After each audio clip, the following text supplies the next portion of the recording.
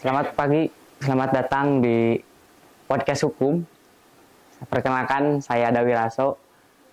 Saya di sini sebagai moderator, yang saya juga sebagai ketua dari divisi KPPM, Himpunan Mahasiswa Hukum Universitas Teknologi Digital. Dan di sini saya dibersamai rekan saya, beliau juga sedang menjabat menjadi ketua di Himpunan Mahasiswa Hukum Universitas Teknologi Digital.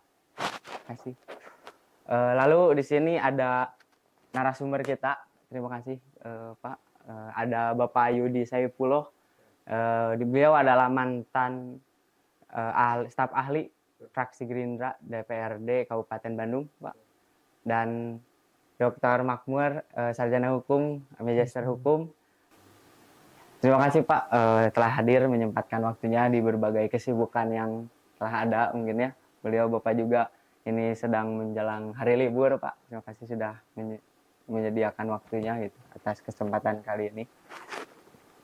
Mungkin ada ini Pak. Ya, jadi mungkin mohon izin dulu sebelumnya. Jadi mungkin kami dari Himpunan Mahasiswa Prodi Hukum akan membawakan obrolan ke arah jadi kita sebagai mahasiswa dan juga pada akhirnya kita menjembatani informasi kepada masyarakat sekitar soal pengoptimalisasi dana RAPBD yang pada akhirnya mungkin bakal kita kupas tuntas pada kesempatan kali ini. Dan maksudnya jarang-jarang juga gitu ya, maksudnya di tengah-tengah kesibukan beliau-beliau yang tadi sudah disebutkan, pada akhirnya berkenan untuk datang di acara kita hari ini. Dan maksudnya ya ini bagi saya sih momentum yang luar biasa berharga di mungkin akhir masa jabatan saya. Terima kasih banyak untuk kepada beliau-beliau bapak narasumber yang telah datang. Enggak? Mungkin langsung aja ya Pak kepada topik pembicaraan kita. Pandangan daripada ke Bapak Yudi ataupun Pak Makmur ya terkait dengan optimalisasi anggaran yang itu disediakan oleh pemerintah kita kepada masalah-masalah di masyarakat seperti itu. Mungkin seperti apa Pak? Boleh Pak Makmur tanggapan? Saya duluan Pak. Terima kasih teman-teman sekalian, terutama juga rekan saya Pak Yudi yang telah mau berkenan hadir di tempat kami Pak. Siap. Yang Digital University ya, ini prodi hukum rekan-rekan sekalian. Siap. Yang mungkin ini sebuah momen yang perlu kita bicarakan barangkali untuk meningkatkan terutama bagi mahasiswa untuk supaya meningkat wawasannya terkait di bidang terutama di bidang APBD, anggaran APBD. Nah, mungkin yang menarik buat saya mungkin secara undang-undang ya, karena memang kami berbicara di sini adalah terkait dengan aturan Pak. Betul. Ya, bahwa aturan di sini terkait dengan APBD itu kan yang terakhir adalah peraturan pemerintah nomor 12 tahun 2018 ya. Nah, itu terkait dengan beban anggaran. Nah, barangkali ini nanti secara operasionalnya mungkin kita minta kepada Pak Yudi untuk melakukan gambaran seperti apa yang telah terjadi. Nah, terutama mungkin di kota kita ya Pak. Siap. Ya. Jadi mungkin itu dulu dari kami serahkan kepada Pak Yudi barangkali nanti. Terima kasih. Siap, baik. Sebenarnya saya di sini tidak terlalu mengetahui tentang RAPBD Kabupaten Bandung atau RAPBD di setiap kabupaten kota gitu ya. Ini hanyalah sebagai wawasan gagasan saya saja yang saya juga pernah menduduki bagaimana berkesinambungan berkecimpung di dunia dunia berpolitik dan juga dunia pemerintahan yang dimana saya sangat paham dan tahu betul perihal tentang cara dari mulai sebelum ditetapkannya APBD tahun 2002, 2024, setiap tahunnya gitu ya, tahu tahapannya. Nah, RAPBD ini sebelum jadi APBD ini adalah ada perencanaan dulu. Nah, dari tahap perencanaan, nah dari perencanaan ini adalah hasil dari musrembang. Musrembang ini adalah hasil aspirasi yang ada di desa, tingkat kecamatan, dan dibawa ke kabupaten.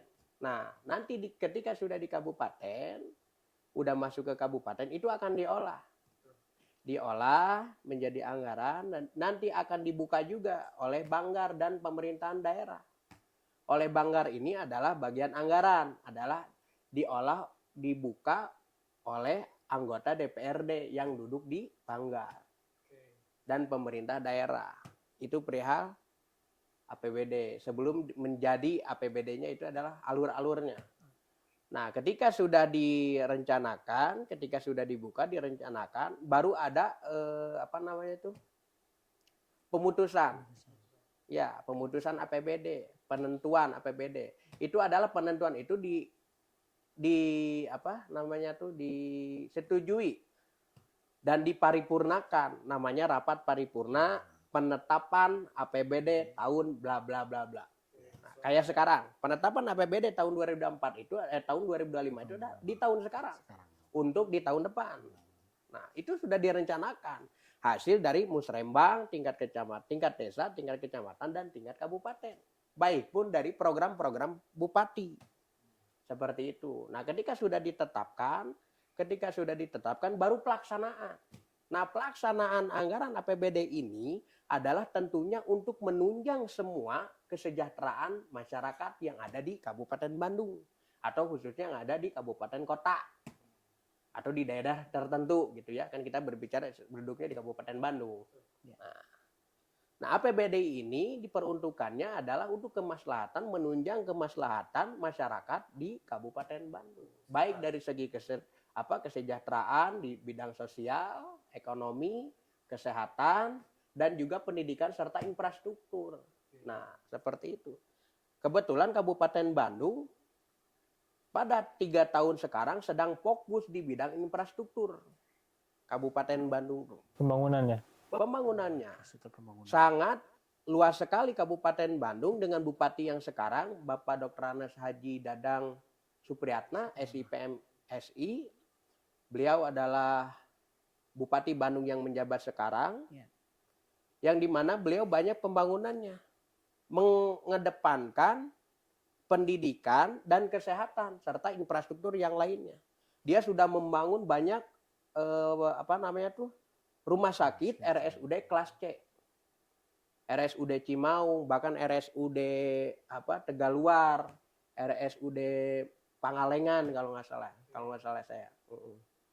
Terus di bidang pendidikannya juga banyak. Dia akan membuat SMA negeri di Bojong Soang, karena sekarang minim SMA di Kabupaten Bandung negeri itu minim sekali.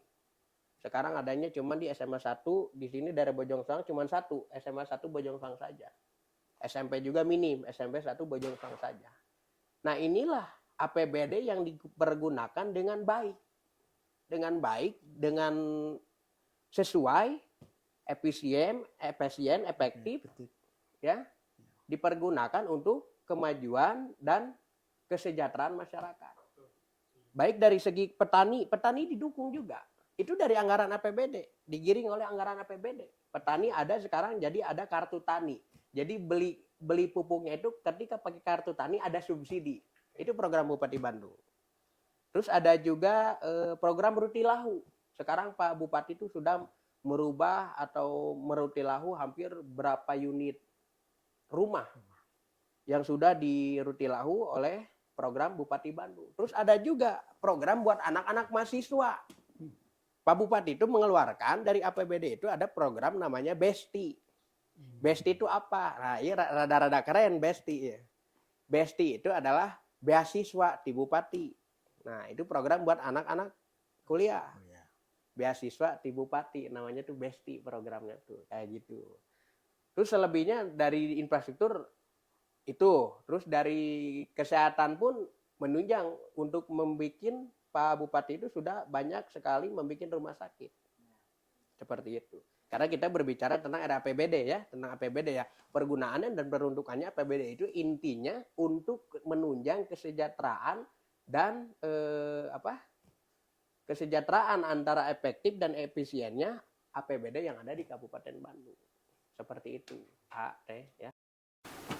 Kalau begini Pak, saya tuh riset kemarin tuh terkait dengan anggaran APBD 2024 di Kabupaten Bandung itu sendiri, itu adalah kenaikan atau peningkatan. Dari mana untuk saat ini tuh menjadi 5,9 triliun. Nah, itu ditambah dengan ADK menjadi 7,1. 7,2. Mohon maaf, 7,2 triliun. Nah, apakah dari anggaran yang segitu banyak, ya kita bisa katakan banyak, itu sudah mencakup aspek atau faktor yang diprioritaskan yang tadi Bapak bilang seperti pendidikan, ekonomi, dan lain sebagainya, atau memang masih berjalan seperti itu? Oke. Yang dimana Kabupaten Bandung tahun 2024 ini adalah emang betul. Sekarang lebih besar daripada tahun-tahun sebelumnya. Sekarang hampir 7,2 triliun yang disiapkan oleh Bupati Bandung, ya. Yang disiapkan untuk APBD, di mana APBD ini karena kenapa? Yang namanya manusia pasti banyak permasalahan. Namanya orang hidup pasti banyak permasalahan. Nah, permasalahan-permasalahan ini makanya ditingkatkan juga. Karena banyak masalah, karena banyak rintangan, sehingga harus diselesaikan dengan solusi. Ya solusinya harus meningkatkan APBD ini. Harus meningkatkan anggaran ini. Karena anggaran ini untuk menuntaskan juga masalah-masalah yang ada di wilayah Kabupaten Bandung. Contohnya ya seperti kesejahteraan sosial. Kesejahteraan sosial ini adalah kayak bansos. Nah, bansos kan ada juga bansos di para bapak dari program-program Kabupaten Bandung. Seperti gaji insentif RT RW itu ditingkatkan karena 10 tahun ke belakang, 5 tahun ke belakang itu gaji RT RW anggar 100.000. Anggar 50.000 itu belum tanpa BPJS dan tanpa apa-apa. Tapi sekarang 3 tahun sekarang Bupati Bandung ini sudah sangat bagus sekali. Para petani dikasih kartu tani dan juga dikasih kartu BPJS-nya. Seperti itu. Nah, yang ditanyakan tadi adalah ini untuk program-program ini. Terus guru-guru ngaji pun sekarang ada, dikasih. 10 tahun ke belakang nggak ada sama sekali. Nah, APBD kenapa ini melonjak? Ya dipergunakan untuk itu. Karena tahu betul Pak Bupati ini adalah permasalahan-permasalahan yang ada di Kabupaten Bandung. Terutama untuk menunjang para UMKM di Kabupaten Bandung pun sama. Ada namanya dana bergulir. Jadi dana bergulir ini yang disiapkan oleh Bupati untuk para UMKM yang ada di Kabupaten Bandung supaya tidak meminjam kepada Bank Emok. Kan ayahnya Bang Emok jenengan. Sok riweuh ka Bang Emok mah. Ada satu hal yang menarik, mungkin pada akhirnya nanti bersinggungan dengan pertanyaan kepada Pak Makmur selaku akademisi. Kalau berbicara APBD, penyaluran dana kepada konteks ataupun bidang apapun lah gitu ya, disebutnya tadi seperti ada kesehatan, pendidikan dan lain sebagainya. Kalau dari pandangan akademisi, itu tuh pengawasan alur tadi kan sebelumnya kan ada beberapa bahasan seperti pendidikan urgensinya yang pada akhirnya dirumuskan terus juga akhirnya ditetapkan seperti itu. Nah, untuk mengefektivitaskan kegiatan program tersebut tuh mekanisme dan peraturannya seperti apa sih Pak sebetulnya dari pandangan akademisi? Jadi sebenarnya kan uang yang sudah menjadi APBD itu kan Betul. sudah jelas resmi. Betul. Nah, resmi itu sudah ada sebenarnya dari sisi aturan itu kelompok-kelompok di dinas itu yang dibagi sedemikian rupa tugas mereka. Jadi mulai dari siapa bendaharanya, siapa sebagai panitia lelangnya, siapa yang membeli barangnya, itu semuanya sudah ada. Nah, sehingga dalam prosesnya itu sesuai dengan aturan yang berlaku, seharusnya tidak akan terjadi apa-apa. Gitu ya Pak Edi ya. Betul. Karena memang itu sudah bikin rapi gitu. Karena pemerintah itu rapi banget sesuai dengan undang-undang yang berlaku. Betul. Nah, tetapi di luar ini ada kejadian yang mungkin yaitu yang di luar itu. Makanya adanya pengawasan. Betul. Nah, pengawasan di Pemda ini ada beberapa macam. Ada internal dan eksternal ya Pak ya. Inspektorat. Inspektorat. Ada dua aspek. Ya, di sini internal itu kan terdiri daripada yang terkait dari inspektoratnya yang dibentuk oleh Pemda sendiri. Nah, itu juga ada dalam undang-undangnya juga. Nah, kemudian dari eksternalnya banyak, boleh masyarakat, boleh bahkan dari DPR sendiri selaku pengawasan gitu ya. Bisa juga BPK ya Pak ya, Betul, Badan betul. Pengawasan Keuangan kita juga banyak sekali. Jadi Betul. makanya seharusnya juga terjadi apa-apa karena di pengawas diawasi Iya. gitu. Nah, ini juga terjadi apa-apa mungkin barangkali cerita menariknya barangkali dari sisi operasional yang dilakukan oleh Pak pihak DPR mungkin begitu. Saya Betul. kembalikan lagi apa yang terjadi sesungguhnya gitu ya. Mungkin kejadian ini kok bisa terjadi Pak Giot Iya. di lingkungan apa di lingkungan Pemda ini kok banyak terjadi hal-hal terjadi korupsi yang di luar kita. Nah, ini barangkali gambaran seperti apa barangkali dari sisi DPR-nya ya. Iya. Nah, kok bisa juga terjadi sedangkan sudah diawasi kok bisa Betul. terjadi juga gitu ya. Mungkin barangkali kita minta gambaran dari Pak. Pertanyaan tadi yang Akang sampaikan bahwasannya anggaran APBD ini ketika ditetapkan tidak mungkin tidak ada pengawasan. Ya. Nah, sebagai anggota DPRD Kabupaten Bandung atau tugas fungsional anggota DPRD itu adalah salah satunya adalah pengawasan juga. Sebelum diawasi oleh inspektorat ataupun BPK, anggota DPRD juga berhak mengawasi. Ini anggaran yang kemarin sudah kita keluarkan untuk anggaran ini, mana efektif dan efisiennya, mana yang sudah terjadinya, mana yang belum terjadinya, ini akan jadi evaluasi. Bisa jadi ditumpahkan di musyawarah yang tadi. Betul, ini akan jadi evaluasi yang dimana dipertanggungjawabkan semuanya sebelum ditemukan oleh inspektorat ataupun BPK, ini akan jadi evaluasi DPRD juga. Karena kenapa? Ya, beliau juga, mereka juga yang menetapkan APBD tersebut, yang mengesahkan tersebut, yang disaksikan oleh sekdis, kecamatan dan lain sebagainya. Ya, intinya harus mengawasi juga karena tugas fungsional dewan itu adalah mengawasi dan menganggarkan.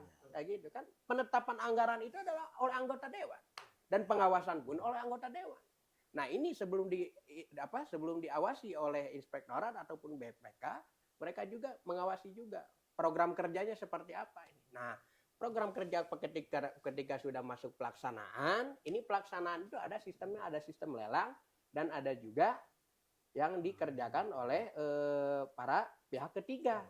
Gak mungkin Pemda enak ikut campur atau kudu urus ya kayak gitu. Terus ini juga pasti adanya nantinya ada pengawasan khusus untuk pengawalan APBD. Itu akan jadi setiap minggunya, setiap bulannya itu akan dibuka. Bahkan tiap dinas. Ini dinas ini kemarin kita kasih anggaran segini. Dibuka. Apakah sudah efektif pengerjaannya? Apa yang belum terrealisasi, apakah masih kurang? Nanti ngambil dari mana atau kita kurangin karena ada yang lebih urgent? Kan gitu. Ada bisa jadi juga kayak seperti KLB. Sekarang misalkan di zaman COVID, ngedadak misalkan ya kayak kemarin. Itu bisa aja menganggarkan anggaran DPRD itu merapatkan yang rapat luar biasa yang dimana untuk anggaran kejadian luar biasa. Kayak contoh kemarin PMK. PMK itu sebenarnya kan ini namanya penyakit makan nggak tahu. Nah, itu kan jadi bumerang juga bagi para petani ini ngadunya harus kemana? Ya salah satunya adalah wakil rakyat kita. Yang harus dikejar wakil rakyat kita. Supaya bisa menuntaskan PMK ini. Bagaimana pertanggungjawabannya atas terjadinya PMK ini misalkan. Contoh itu ya. Contoh yang sudah terjadi di tahun lalu. Nah, ketika sudah ada laporan dari para petani, para peternak dan petani dipanggil. Kenapa bisa terjadi dan lain sebagainya. Nah, bagaimana sekarang penuntasannya? DPRD mengambil dinas kesehatan. Ini bagaimana dinas kesehatan? Cara pengerjaannya atau cara solusinya untuk menuntaskan masalah ini? Apakah dibelikan vitamin? Apakah anggarannya untuk vitamin sapinya untuk berapa miliar atau berapa ratus juta kan seperti itu? Atau beli obat atau beli pupuk yang bagus kan seperti itu. Ini adalah jadi semuanya jadi pembicaraan kayak gitu. Jadi tidak lepas dari pengawasan, tetap pengawasan anggota DPRD gitu. Terus Pak, terkait dari pengaduan masyarakat itu sendiri. Betul. Dari masyarakat ketika memang tadi dari pertanian ataupun nantinya dari hal pendidikan, ekonomi dan lain sebagainya, prosedur yang harus dilakukan untuk pengaduan tersebut itu seperti apa Pak? Oke. Yang pengaduan masyarakat di ketika ada temuan-temuan di wilayah, ada temuan-temuan di tengah-tengah masyarakat, kejadian-kejadian entah itu pungli atau apa, itu bisa dilaporkan, apalagi sekarang zaman media sosial. Bisa menghubungi hotline dinas-dinas tertentu. Misalkan kalau rusak jalan, hubungi dinas DPUTR Kabupaten Bandung.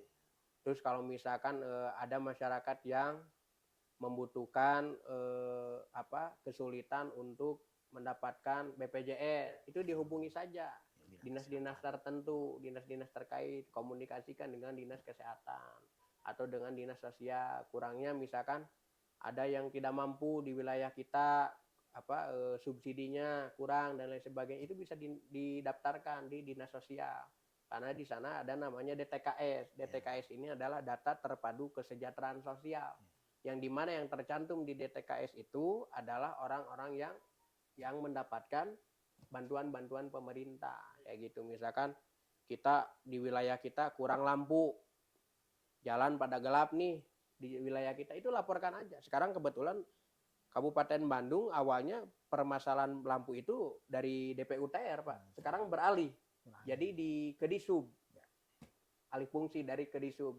Misalkan Pak kita Ranca Ora ini misalkan ya.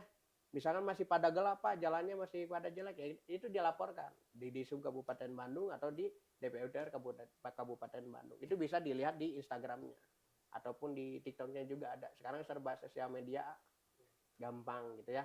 Atau mau langsung ke dinasnya langsung nggak apa-apa, sambil bawa berkasnya, print dan lain sebagainya, itu dilaporkan bahwa wilayah kami gini, insya Allah langsung ditanggapi. Kebetulan kemarin juga saya mengadukan salah satu jembatan saya yang ada di Ciganitri, Desa Cipagaluh, Kecamatan Bejongsoang, Kabupaten Bandung, yang sekiranya sangat membahayakan karena kerikil, jalannya kerikil, bekas coran buangan kayaknya ya, coran buangan dibeli dicorin di situ, akhirnya ketika kering kan jadi kerikil tuh, kerikil bahaya kan kalau di rem depan tuh pasti meleset, licin. Nah kemarin saya adukan, begitu diadukan alhamdulillah jarak 3 hari selesai.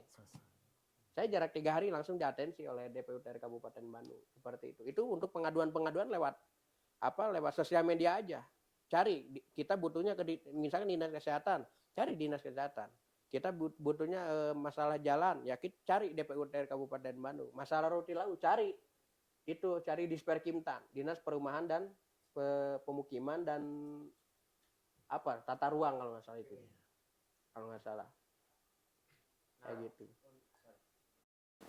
Ada sedikit lagi Pak terkait dengan yang barusan ya, kan masyarakat tuh kebanyakan tuh tidak tahu prosedur dari perihal tadi sosial media dan yang lain. Nah banyak ketika memang anggaran itu dipakai dengan optimal dan semaksimal mungkin untuk dipakai dari berbagai permasalahan masyarakat, nah, masih ada masyarakat tuh yang merasa memang permasalahannya itu tidak diselesaikan dengan baik gitu. Apalagi di pelosok-pelosok gitu, dari perihal yang tadi disinggung jalan, pendidikan, ekonomi dan sebagainya.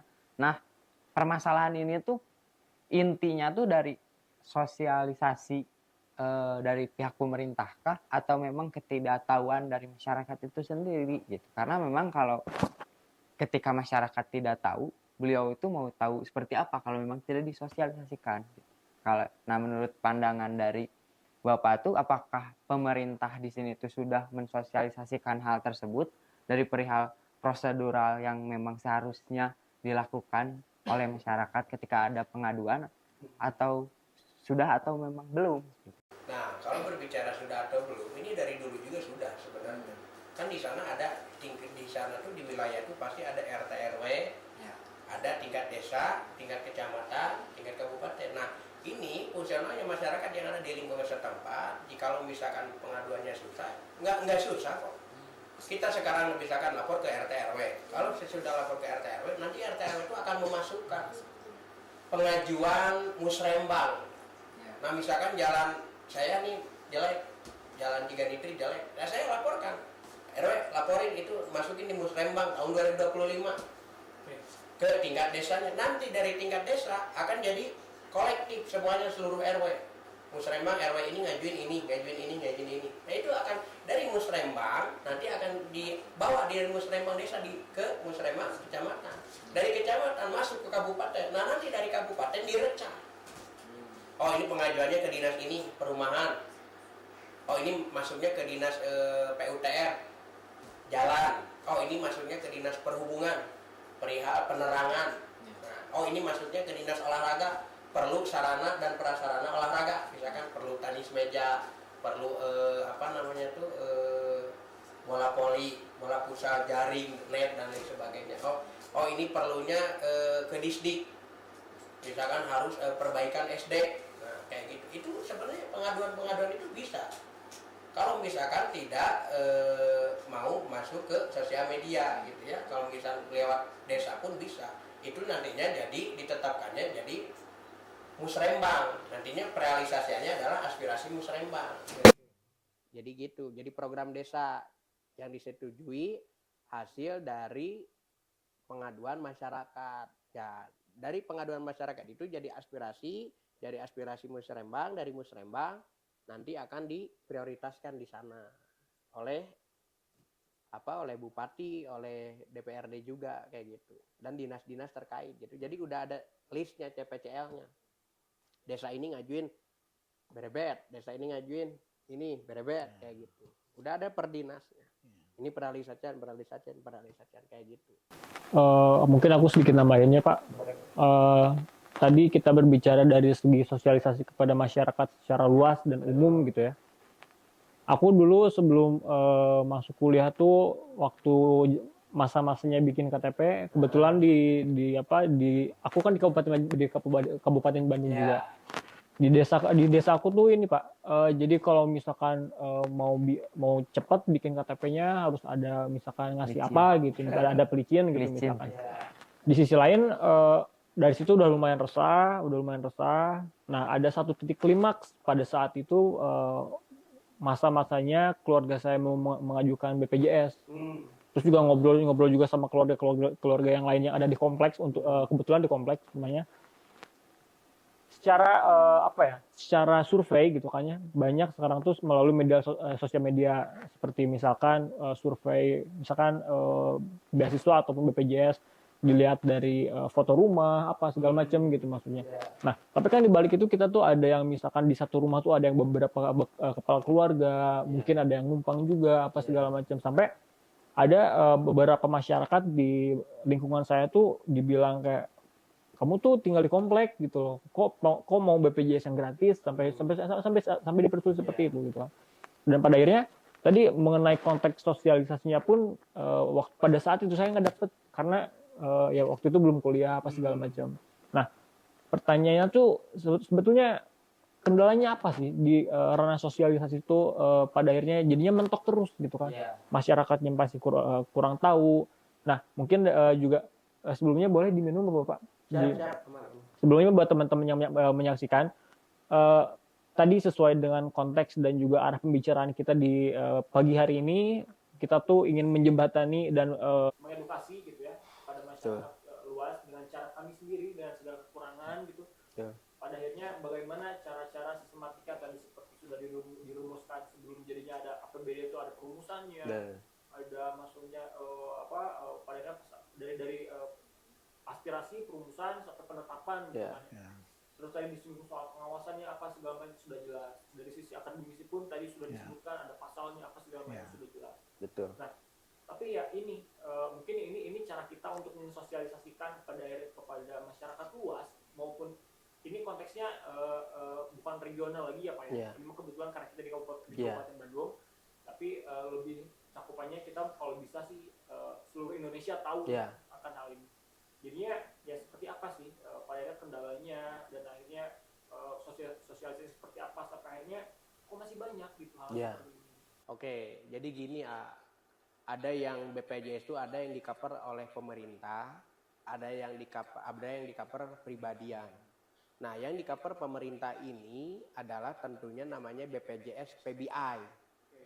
PBI namanya itu, ada BPJS PBI namanya tuh. Nah, BPJS PBI ini yang mendapatkan BPJS PBI ini adalah tentunya yang terdaftar di aplikasi DTKS. Nah, adik-adik harus tahu, DTKS ini adalah data terpadu kesejahteraan sosial. Jadi kalau kalian ingin mempunyai data DTKS, itu ada syarat dan ketentuannya. Ada syarat dan ketentuannya, ini adalah salah satunya ya tadi. Harus dipoto rumahnya, harus dipoto, bahkan sampai kamar mandi pun harus dipoto. Karena itu sudah jadi syarat ketentuan untuk diupload juga, untuk masuk ke DTKS-nya. Gitu. Iya, ini dari pusatnya pun seperti itu. Dan DTKS ini adalah ada operatornya tingkat kabupaten, tingkat kecamatan, tingkat desa. Ini sampai desa bahkan semuanya. Pemerintah itu sudah menyiapkan dengan rapi, begitu rapi bener gitu. Sampai bener-bener rapi. Cuman yang jadi masalahnya ini ada bahasa juga masyarakat. Kenapa yang ini tuh yang dapatnya salah sasaran. Bener ya? Ini kenapa yang dapat ini salah sasaran. Nah ini yang jadi bumerang pemerintah. Ya kita sebagai pemerintah tuh ngelola bukan 100-200 orang. Kalau 100-200 orang ya selesai. Kita bisa door to door cek unitnya. Tapi kalau untuk jutaan orang yang mendapatkannya, aduh alah. Nah ini yang jadi masalahnya adalah kenapa bisa tidak tepat sasaran. Kadang-kadang datanya yang ini adalah tidak terupdate. Seperti itu, kadang-kadang tidak terupdate, ataupun kadang-kadang ada gangguan juga yang namanya digitalisasi ya. Kadang ada error server ya. Iya, ada error servernya kadang kayak gitu. Yang penting semuanya ini adik-adik harus tahu yang terdaftar itu adalah intinya yang terdaftar di DTKS yang mendapatkan. Termasuk KIP juga. Kartu Indonesia Pintar pun sama. Yang mendapatkan KIP itu adalah yang terdaftar di DTKS juga. Jadi adik-adik kalau ingin dapat KIP, udah daftar aja. Kayak gitu. Harus tahu prosedur. Iya, prosedur. Tinggal pengajuan aja ke tingkat desa. Misalkan siapa operatornya di desa atau di kelurahan. Tinggal laporin aja. Kak, saya kenapa ya nggak dapat KIP gini. Nah nanti ditanya. Mama gaji sabaraha sareng bapak. Bumi di manten, kumaha bumi na. Kan ditinggal karena rompokna. Ya. Biar paling sundanya. Tapi ini Pak, kalau misalkan kan ini KIP itu ada masa periodenya misalkan. Ya. Dari maksimal tuh 2 tahun setelah lulus SMA. Nah, kalau pada akhirnya di masa-masa akhir tahunnya, terus pada akhirnya tidak lolos lah katakan tidak lolos, tapi sudah terdaftar gitu kan, tapi tidak lolos pada akhirnya akhirnya tercair gitu kan, punten gitu ya. Untuk kita melakukan pengajuan dan lain sebagainya kan, kalau misalkan mengikuti ketentuan yang tadi 2 tahun setelah lulus itu kan sudah sangat telat gitu ya. Jadi apakah masih ada cara lain untuk pada akhirnya alternatif lain untuk masuk ke situ ataupun ada yang lainnya juga gitu. Nah, kadang-kadang yang mendapatkan KIP juga tahun ini kita cair. Wah, ya. Ada yang 2 kali kan? Nah, bisa-bisa tahun depan tuh kita nggak cair. Nah, kadang-kadang itu data kadang ada updatean juga. Nah, kayak gitu. Itu tuh kadang-kadang kayak gitu. Terus kadang-kadang ada yang juga sampai tunda sampai kuliah selesai. Ya, balik lagi kumah rezeki jika Nah, tadi apa ya? Kita menyinggung soal transisi masa digitalisasi, maksudnya betul tadi sangat-sangat sepakat, misalkan kendala dari pemerintah kalau pada akhirnya kalau harus turun langsung tuh nggak yang 100-200 rumah gitu loh yang harus diurusi. Tapi di sisi lain yaitu mungkin kelemahan dari masa digitalisasi dan memang terasa juga gitu ya oleh kita sebagai mahasiswa yang pada akhirnya wah itu orang ada gitu loh. Kok dapat KIP gitu kan. Terus belum juga ada juga kebijakan dari kampus misalkan mahasiswa yang misalkan terdaftar di KIP dengan ketentuan harus aktif di organisasi misalkan atau apa, dan itu tuh meleset semua gitu, entah dari perilaku individunya ataupun kewajibannya. Nah pada akhirnya itu tuh sangat-sangat lumayan jadi resah gitu ya, dan balik lagi akhirnya keselnya kepada pemerintah misalkan. Nah ini juga salah satu kita inisiasi kita sesuai dengan tema tadi menjembatani, jadinya kita tuh kupas jelas semuanya di sini. Ya alhamdulillah tadi sedikit banyaknya dapat jawaban yang konkret gitu karena dari sumbernya langsung gitu kan. Itu juga tadi mengenai mekanisme pelaporan pengajuan, jadinya teman-teman nggak usah ragu lagi karena sekarang kita ada di yang tadi saya sebutkan, ada masa transisi digitalisasi yang pertama, yang kedua juga sudah seharusnya pemerintah tuh mewadahi aspirasi-aspirasi itu ya Kang ya. Jadinya ya kenapa kita harus ragu gitu kan buat teman-teman. Toh kalau misalkan ada apa-apa ya tinggal dilaporkan dengan cara yang sesuai, prosedur yang sesuai, dan tadi aja Akang bilang 3 bulan langsung diberesin gitu kan, kayak gitu. Perihal aspirasi ini aspirasi ini adalah salah satu tanggung jawab anggota DPRD juga, anggota dewan. Nah, selain pengajuan di tingkat nantinya ada pengajuan di tingkat musrembang, ada juga aspirasi. Nah, ini nih anak-anak kadang kalau ada reses, ini reses itu sebenarnya harus didatangin.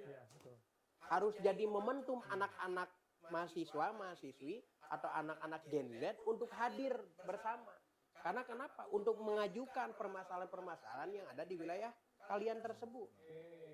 Jadi harus mengadu. Ada anggota dewan reses itu bukan malah diem, pura-pura nggak tahu, giliran KIP TK bagian gogorowokan. Nah, ini jangan kayak gini. Harus jadi Harus jadi Kerjasama dua belah. iya, harus kerjasama juga. Kerjasamanya ya kalian juga harus jadi penengah masyarakat supaya masyarakat tahu.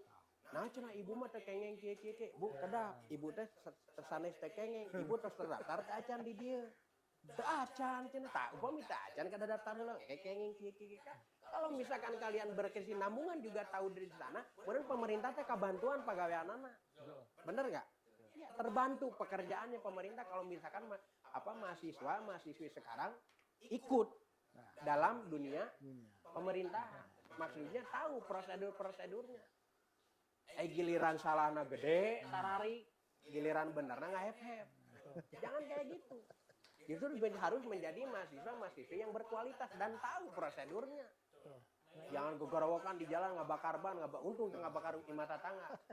Bahaya. Nah, ini yang jadi tawaran buat kalian, jangan dihilangkan, jangan ditinggalkan momentum ketika ada anggota dewan reses di wilayah kalian.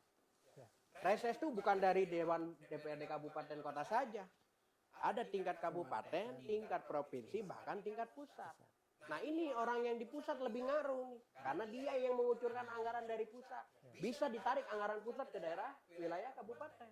Misalkan gini, Dewan DPR RI Jabar 1 menduduki kota Bandung, kota Cimahi. Jabar 2 Kabupaten Bandung, Kabupaten Bandung Barat. Nah, ini dewan pusatnya siapa nih? Dan bukan satu dewan pusat per kabupaten tuh, per Jabar tuh. Per dapil itu bukan satu, berbagai fraksi. Sekarang yang jadi ada fraksi PKB ada 2. Terus di kita di Kabupaten Bandung ini ada Terahya Mariam dari Gerindra. Udah 4 periode sekarang. Nah, itu dijadikan momentum pengaduan mahasiswa juga supaya mahasiswa tahu tahapan-tahapannya. Apakah itu akan terrealisasi yang dijadikan aspirasi kita yang diadukan ke anggota DPRD. Jadi, karena kenapa? Setiap anggota DPRD, baik tingkat kabupaten ataupun provinsi, punya anggaran untuk merealisasikan aspirasi tersebut. Seperti tadi, saya sebagai staf dewan di Kabupaten Bandung, fraksi Gerindra tahun-tahun kemarin. Nah, sekarang udah mantan. Tapi saya tahu betul pengawalannya dari tahapan pengajuan aspirasi yang datang dari masyarakat yang diisi POM oleh masyarakat, POM aspirasi. Pengajuan misalkan pembangunan sarana prasarana gedung posyandu. Nah, itu jadi acuan buat kita juga, buat anggota DPRD. Terus pembangunan jalan rabat beton wilayah Ciganitri sepanjang 1 kilo itu jadi ajuan juga. Karena kenapa? Itu ada anggarannya, ada plotnya. Nah, nanti yang jadi aspirasi hasil reses DPRD tersebut dibawa ke dinas, masukin ke dinas, ke aplikasi. Nah, ini masuk dinas ini masuk dinas ini masuk dinas. Nanti dikawal oleh anggota dewannya, betul. Nanti dikawal oleh anggota dewannya. Pak, tinggal nanti masyarakat, Pak. Kemarin tuh saya ngajuin jalan. Kenapa belum terrealisasi? Nah, ini jadi PR dewannya. Ketika kita sudah mengajukan, ini nanti kita tagih lagi janjinya. Bukan hanya sekarang tagih janji 5 tahun ke depan, karek ditagih deui atuh paleueur deui, beak deui kulilik paleueur eta mah jadi cak repeh deui masyarakat. Kalau seperti itu, polanya seperti itu. Iya, kalau seperti itu terus ya otomatis ya ampun paralun kalau jalan rusak terus nah, gitu.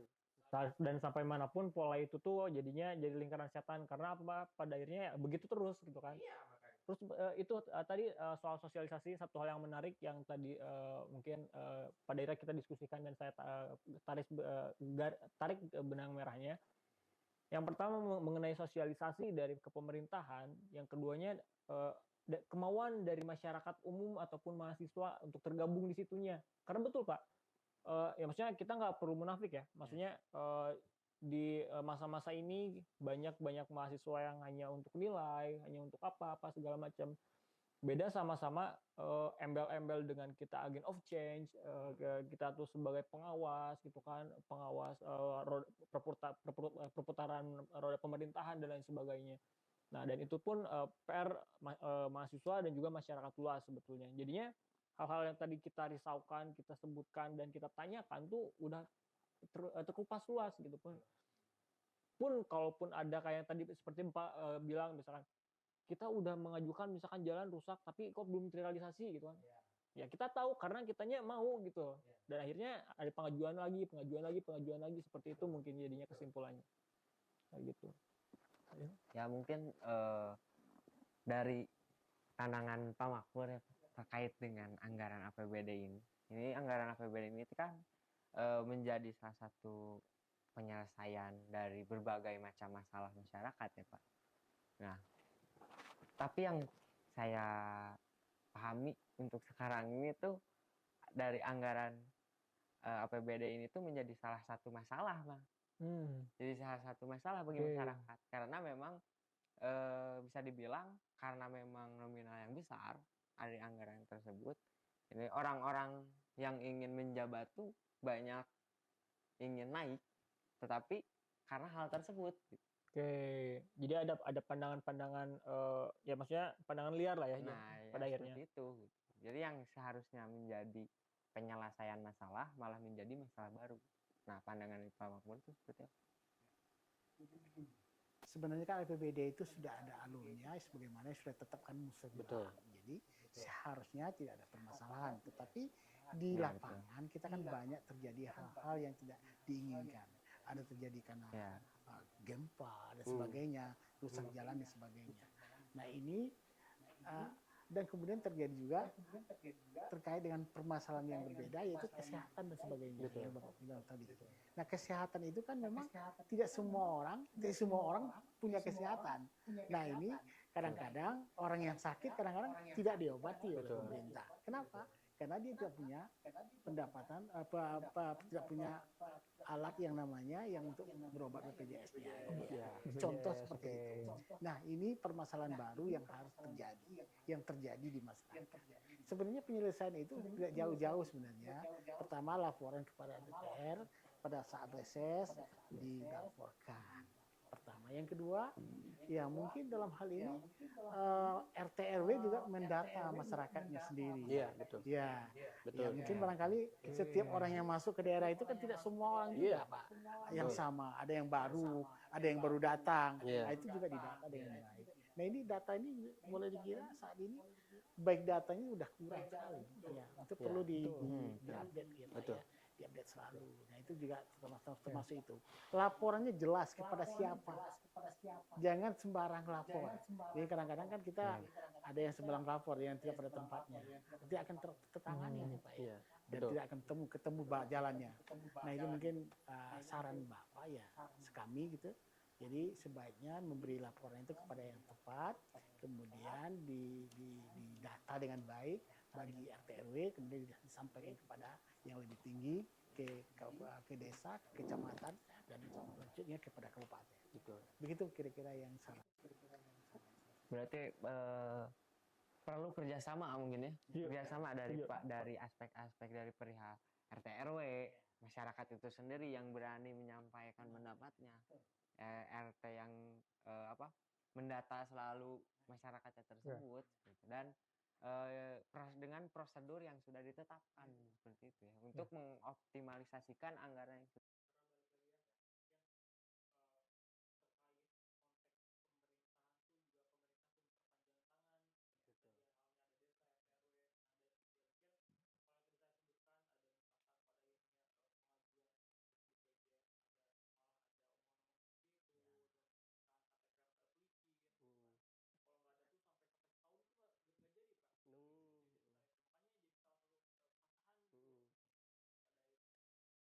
Nah itu pun jadi pada akhirnya ya tadi betul kerjasama dan pada akhirnya kefungsian misalkan perpanjangan tangan pemerintahan dalam artian RT RW maupun desa tuh dilakukan dengan sesungguh-sungguhnya gitu kan. Untuk pada akhirnya jadinya mungkin tidaklah jual pemerintah deh gitu misalkan kan. Seperti itu sih. Ya kadang-kadang gini, masyarakat tuh kadang-kadang tidak tahu menang prosesnya seperti apa, dah yang apa, iya kuno jalan rusak, ini kenapa rusak, ini. Ketika pemilu tahun 2004, ketika pemilu per 5 tahun, pileg, legislatif atau pemilihan bupati atau pemilihan gubernur, itu masyarakat tuh sebenarnya harus pintar-pintar dalam memilih anggota dewan. Bahkan ada anggota dewan yang sudah jor-joran membangun wilayahnya atau daerahnya tersebut, masyarakatnya kalah di akhir. Sehingga dewan itu tidak terpilih lagi. Ketika 5 tahun ke depan, tidak ada lagi program karena dewan itu tidak jadi. Karena dihianatin oleh masyarakatnya juga. Coba kalau milih lagi dewan yang kemarin sudah dipilih, yang sudah bukti programnya, penerangannya aman, jalan aman, sampai ke ganggang aman, terus pembangunan buat masjid ada, santunan anak yatim juga ada, terus dari para petani yang ngeluh minta traktor, minta cator dan lain sebagainya ada. Ketika pemilu datang, masyarakat didatengin lagi, ya muhun. Ketika pas hari H, dia jeli deh gitu, ya, merenan gitu, kan selesai kalah, tidak terpilih lagi. Akhirnya masyarakat, cenah lupa, udah bohong, udah jadi mah lupa sama janjinya. Padahal ibarat jual beli lah. Sekarang misalkan ini harganya berapa? 2.000. Begitu 2.000 sudah jadi milik saya. Benar nggak? Makanan ini kalau saya beli 2.000. Ini kalau misalnya dibeli sama saya berarti udah milik saya. Benar nggak? Kalau sudah jadi milik saya, aku mas saya, rek ngebangun rek ente oge. Engke datangnya 5 tahun ke belakang, 5 tahun ke depan. Benar nggak? Nah ini yang harus jadi PR masyarakat juga dan PR kalian juga. Kalau ketika kita sudah mendapatkan anggota DPRD yang sudah benar-benar terbukti programnya, terbukti nyaah ke masyarakatnya, ya jangan dihilangkan, jangan tidak dipilih lagi, tentunya harus dikawal sampai jadi lagi. Kenapa? Supaya bisa menuntaskan permasalahan-permasalahan yang ada di wilayah kita, termasuk komplek nih. Ini program komplek. Komplek itu nggak bakalan dapat anggaran pemerintah atau anggaran APBD selama komplek itu belum diserah terimakan. Iyalah. Jadi tanggung jawab developer, bodoh amat sampai yang punya rumah di situ sampai cucunya berapa puluh pun kalau kompleknya belum diserah terimakan, APBD haram untuk masuk ke anggaran ke sana. Iya, bukan tidak sesuai target, soalnya sudah ada peraturan yang di mana-mana komplek yang belum diserah terimakan kepada Pemda itu tidak boleh mendapatkan anggaran sepeser pun. Kalau misalkan ada, ya jadi pelanggaran. Selesai itu. Nah makanya ini yang apalagi permasalahan komplek ini adalah jadi polemik. Apalagi yang duduk di kompleknya yang sudah pensiunan gitu ya. Kan sedangkan kan harga coran sekarang lumayan juga. Per kubiknya ya hampir 1,5 juta, 1,200,000. Apalagi aspal. Iya, apalagi aspal. Apalagi itu baru dari jalan. Terus kita kurang penerangan. Terus kurang kita dari drainase. Ini kalau orang tua kita berpikir ke sana. Ya ini yang jadi masalah. Coba kalau misalkan kita ada anggota dewan yang sayang sama kita. Oh ya udah Pak, sok aja siapin serah terima aja ke didorong ke bupati nanti sama saya. Nah, termasuk dewan saya sudah menyerah terimakan beberapa komplek. Namanya dewan saya itu Dr. Praniko Imam Sagita SHMH. Beliau adalah salah satu anggota DPRD Kabupaten Bandung yang sekarang terpilih menjadi 3 periode. Ini rumahnya di GBI. Praniko. Dia yang memperjuangkan GBI ini adalah sampai menggebrak developernya. Dulu semasa terpilih menjadi anggota dewan, dan janjinya pun dia seperti itu. Kalau saya terpilih jadi anggota dewan, GBI saya serah terima. Buktinya sekarang GBI jadi bagus. Terus lihat ke belakang. Gapuranya dulu cuman besi doang kayak gitu. Kecil. Besi doang. Sekarang kan dirubah. Tahun 2022 dirubah gapuranya sekarang jadi pakai PVC. Coba lihat ke dalam. Tamannya pada bagus. RW-RW-nya coba review aja RW-RW-nya. Kalian main ke sana ke GBI. Terus GBA 2 kompleks saya. GBA 2. Terus GBA 1 yang diserah terimakan juga sama. Terus bukan Bumi Oren, Posindo. sama diserah terimakan sama Pak Praniko. Nah ini adanya hubungan emosional dan kesinambungan antara masyarakat yang cerdas, saya bilangnya masyarakat cerdas aja, Ya, betul. masyarakat yang cerdas dengan dewan yang tegas, Tegas. sehingga permasalahan-permasalahan yang ada di wilayah itu tertuntaskan. Iya, karena tertuntaskan, karena dengan kenapa? Beraninya mengucurkan anggaran, menarik anggaran daerah, merealisasikan aspirasi-aspirasinya untuk kepentingan masyarakat luas. Kalau kepentingan untuk pribadi, saya mah kunjungan, wejeng kunjungan, nggak pernah berpikir tentang masyarakat, kayak kumaha-kumaha ge, bodo amat. Bodo amat. Masyarakat mau gimana-gimana juga ya Pak ya. Ya, betul. Tapi anggota dewan yang bukti mah udah selesai.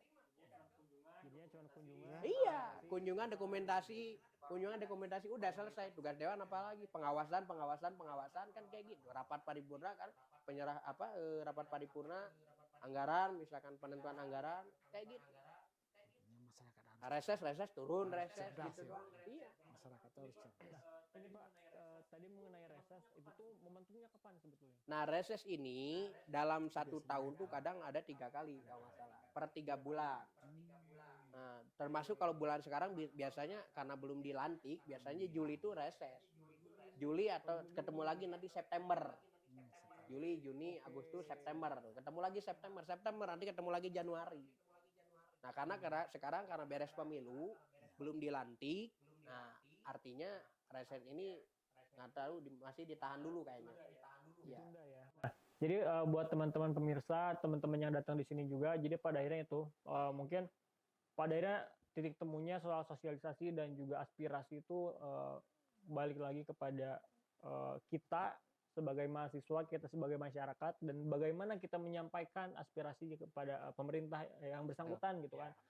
Salah satunya tadi mengenai reses gitu kan. Nah, mungkin tadi bisa teman-teman catat ataupun dihafal soal terjadinya reses momentumnya 3 bulan sekali gitu kan. Dan mungkin bakal terjadi di bulan Juli ini gitu kan, seperti itu. Mungkin yang ini terakhir ya Pak ya, terkait optimalisasi anggaran dari pandangan Pak Yudi sama Pak Makmur, untuk lebih optimal dalam anggaran untuk menyelesaikan permasalahan dari berbagai masyarakat, apa sih yang harus dioptimalkan? Mungkin itu Pak. Dari Pak Yudi dulu mungkin. Ya tentunya pengoptimalisasian anggaran di daerah adalah tentunya balik lagi untuk kepentingan masyarakat. Yang dimana ini adalah khusus untuk yang penting terlebih dahulu. Termasuk yang sekarang adalah yang harus dituntaskan adalah Kabupaten Bandung khususnya infrastruktur, baik dari pembangunan sekolahan, baik dari pembangunan rumah sakit, dan tentunya juga infrastruktur yang lainnya, pelebaran jalan, perbaikan jalan yang sudah rusaknya luar biasa, terus jalur-jalur pelosok ya, jalur-jalur destinasi wisata, yang dimana nantinya destinasi wisata ini adalah jadi PAD juga untuk Kabupaten Bandung ya, PAD untuk Kabupaten Bandung, yang dimana Kabupaten Bandung ini adalah indungnya Bandung, bener. Kabupaten Bandung ini adalah indungnya Bandung sebelum terjadi pemecahan pelebaran di Kota Bandung. Indungnya Bandung itu adalah Kabupaten Bandung gitu. Intinya mah lebih ke skala prioritasnya aja, pengoptimalisasian yang efektif dan efisien saat ini adalah ke infrastruktur Kabupaten Bandung ini. Dan kesejahteraan para guru ngaji, terus para petani, dan juga di sekolah-sekolah yang anak-anak sekarang pendidikan kayak gitu, terus ada beasiswa BESTI, terus untuk masyarakatnya UMKM ada program juga itu namanya dana bergulir. Dana bergulir ini adalah peminjaman uang, yang dimana peminjaman uang ini adalah tanpa bunganya sudah dibayarkan oleh APBD Kabupaten. Ini luar biasa, program ini baru diciptakan di Kabupaten Bandung. Sekarang kita pinjam modal 2 juta, balik lagi 2 juta lagi tanpa uang sepeser lebih 100 perak, 200 perak, enggak. Itu sudah real pinjam 2 juta, balik lagi 2 juta. Itu program dana bergulir. yang saat ini adalah sangat efektif dan efisien pengoptimalisasian anggaran APBD. Menarik. Kebetulan tadi rekan saya ini dari Cimaung, Pak. Jadi di Cimaung tuh masih banyak Bang Emo katanya. Asli, Pak. Jadinya mungkin itu salah satu faktor dan pada akhirnya jawaban dari pemerintah mungkin ya. Mungkin di sisi lain dari Pak Makmur ada statement terakhir untuk menyelesaikan sesi diskusi kita hari ini. Baik, jadi yang paling penting itu adalah rekan-rekan sekalian yang diketahui prosedur. Betul, Pak. Di segala sesuatu itu ada undang-undangnya, sudah ada aturan.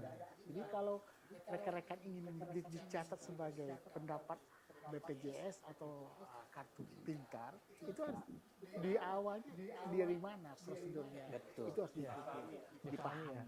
Begitu juga dengan kalau ada gangguan, misalnya ada yang di masyarakat jalan dan sebagainya, itu prosedurnya melalui RT/RW dilaporkan secara baik. Kemudian nanti di dalam reses bisa hadir RT/RW atau siapa ke masyarakat dicari momennya. Jadi istilahnya seperti itu.